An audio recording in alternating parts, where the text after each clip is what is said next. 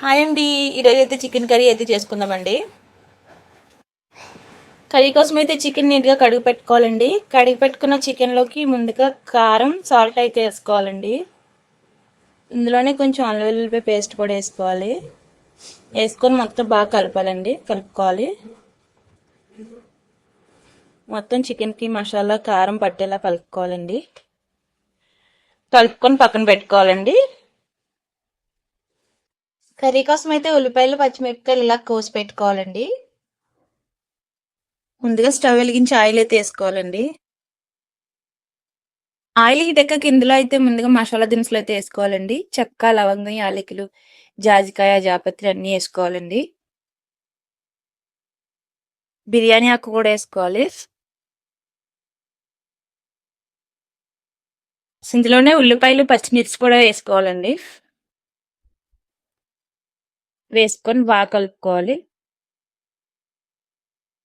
ఉల్లిపాయలు తొందరగా వేగడానికి అయితే ఇందులో కొంచెం సాల్ట్ వేస్తున్నానండి. చికెన్లో మనం ముందే సాల్ట్ వేసాం కాబట్టి ఇందులో తక్కువ వేసుకోవాలి చూసుకొని. ఉల్లిపాయలు గోల్డెన్ బ్రౌన్ కలర్లోకి వచ్చేలా అయితే బాగా వేపుకోవాలండి. ఉల్లిపాయలు అయితే బాగా ఫ్రై అయిపోయండి. ఉల్లిపాయలు బాగా వేగిన తర్వాత ఇందులో టమాటో ప్యూరీ అయితే వేసుకోవాలి. టమాటో ప్యూరీ వేసుకొని ఒకసారి బాగా కలుపుకోవాలి. మొత్తం ఒకసారి కలుపుకొని మూత పెట్టుకోవాలండి. టమాటా పచ్చివాసన పోయే వరకు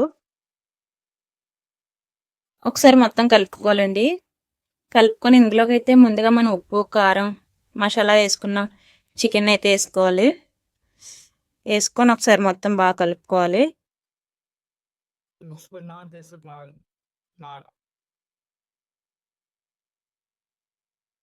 మధ్య మధ్యలో కలుపుతూ ఉండాలండి.